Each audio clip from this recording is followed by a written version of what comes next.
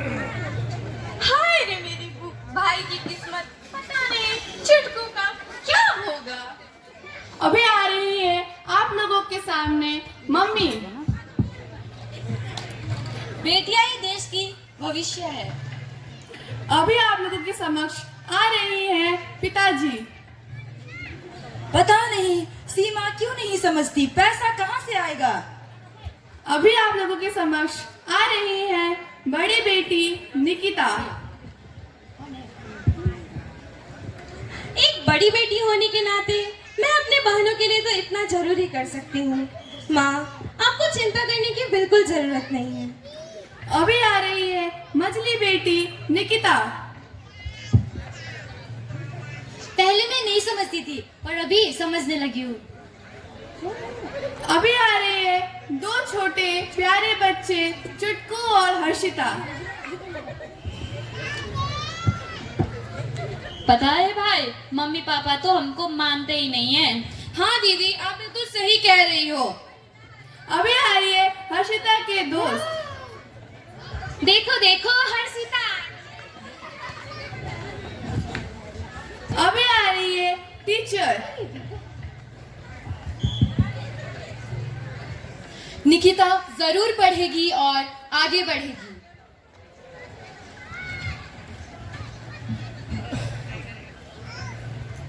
पहला दृश्य, पापा शराब पीकर बोलते हैं।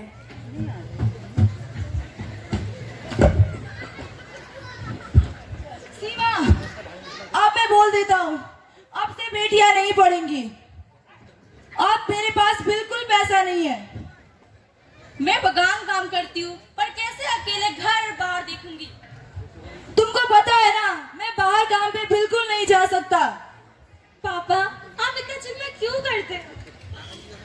अंकिता अपने पिता को सुला देती है।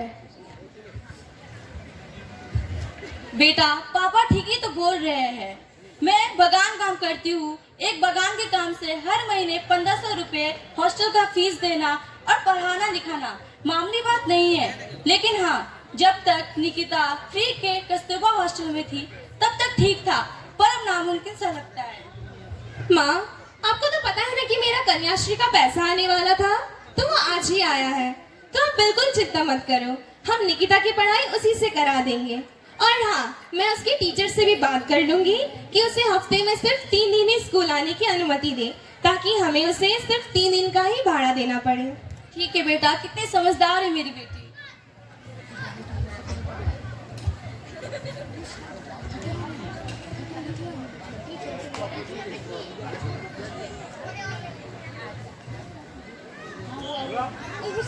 चेयर रखो, चेयर रखो।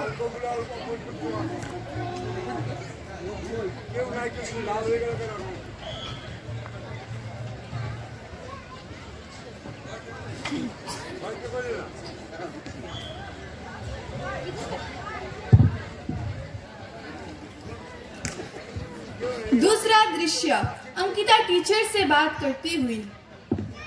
मैं I come in ma'am? Good morning ma'am. Good morning. जी आप कौन? जी मैं निकिता की दीदी बोल रही हूँ। जी बैठिए, बोले क्या बात है? जी मैं आपसे सिर्फ यही रिक्वेस्ट करने आई थी कि क्या मेरी बहन निकिता हफ्ते में सिर्फ 3 दिन स्कूल आ सकती है? ऐसा क्यों? जी वो दरअसल हमारे घर की आर्थिक स्थिति थोड़ी ठीक नहीं है, और जब तक वे कस्तूरबा हॉस्टल में थी तब तक तो वहाँ का फीस फ्री था, पर अभी अगर उसे हॉस्टल में डाला जाए तो हर मंथ उसे 1500 करके देना पड़ेगा, जो हमारे घर के लिए पॉसिबल नहीं है। तो इसीलिए मैं आपसे सिर्फ निवेदन करने आई थी कि क्या वो हफ्ते में सिर्फ 3 दिन ही स्कूल आ सकती है? इस बारे में मुझे भी थोड़ा बहुत मालूम था, पर आप लोगों को चिंता करने की कोई ज़रूरत नहीं है। निकिता एक बहुत ही होनहार विद्यार्थी है और उसकी पढ़ाई में कोई भी बाधा नहीं आनी चाहिए। जैसा कि आप सबको पता है, हमारे विद्यालय में पुअर फंड का सिस्टम है, जिससे हम ज़रूरतमंद बच्चों की कुछ हद तक मदद कर पाते हैं। तो जैसा कि आपने कहा, निकिता का आने जाने का बाकी का 3 दिन का खर्चा उन पैसों से जुट सकता है, और अगर निकिता इसी तरह आगे भी पढ़ाई करती रही तो उसको बहुत सारे स्कॉलरशिप प्राप्त हो सकते हैं और इसी तरह की अन्य सुविधाएं भी प्राप्त हो सकती है। आपका बहुत बहुत धन्यवाद मैम, आपने तो हमारी चिंता ही दूर कर दी। Thank you ma'am.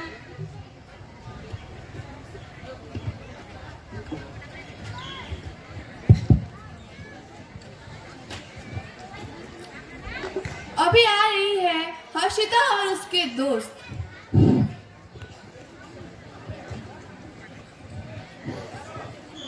अरे देखो देखो, हर्षिता आ रही है। अरे हर्षिता तो आज भी वही टूटी चप्पल पहन के आई है। हाँ हाँ, सारा पैसा तो दीदियों पर ही खर्च हो जाता है ना। इसके लिए तो कुछ बचता ही नहीं है कभी। छोड़ो तुम लोग, मुझे तुम लोग से बात नहीं करी, तुम लोग बहुत गंदी दोस्त हो। जाओ जाओ, हमें भी तुमसे बात नहीं करनी। अरे रे क्या हुआ? दीदी देखो ना, मेरा दोस्त लोग मेरा हमेशा मजाक उड़ाते रहती है। अरे रे ऐसा नहीं है। और मैं तुमको एक बात बोलती हूँ, देखो पहले मैं भी अब ऐसे ही सोचती थी कि माँ बाबा तो बस दीदी को ही पढ़ाने में लगे, पर ऐसा बिल्कुल नहीं है। देखो मेरा भी एक बार ऐसी नौबत आ गया था स्कूल छोड़ने का, लेकिन मुझे बड़ी दीदी ने समझाया, उसने मेरा फी भरा और मैं उनके कारण ही आज मैं स्कूल में पढ़ पा रही हूँ। समझ में आया? जी हाँ ठीक है, अब से मैं भी पढ़ूंगी और माँ बाबा का नाम रोशन करूंगी। अच्छा। अंकित निकिता अपनी बहन को समझा कर ले जाती है। तीसरा दृश्य बुआ माँ से। सीमा, क्या तुम बेकार में मेरे भाई के ऊपर बोझ रख दी हो? बड़ी बेटी की शादी करा दो, छोटी बेटियों को घर के काम काज कराओ, पढ़ाना है तो चुटकू को पढ़ाओ जो बड़े होकर तुम लोगों को देखेगा। वही तो बुआ, माँ बाबा तो सिर्फ दीदियों को ही प्यार करती और मुझे तो कोई प्यार ही नहीं करता। ऐसी बात नहीं है बेटा। दीदी आजकल बेटियां भी बेटों की तरह समाज और देश की भविष्य होती है। हाँ, रहने दो, चलो चुटकू।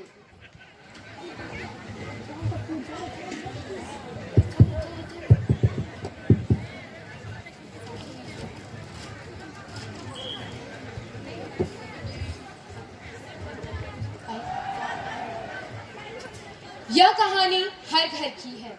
इस छोटे से नाटक के द्वारा हम आप सभी को यह संदेश देना चाहते हैं कि निःशुल्क शिक्षा कक्षा 8 तक ना होकर कक्षा 12वीं तक की जाए तो बहुत हद तक राहत मिल पाएगी।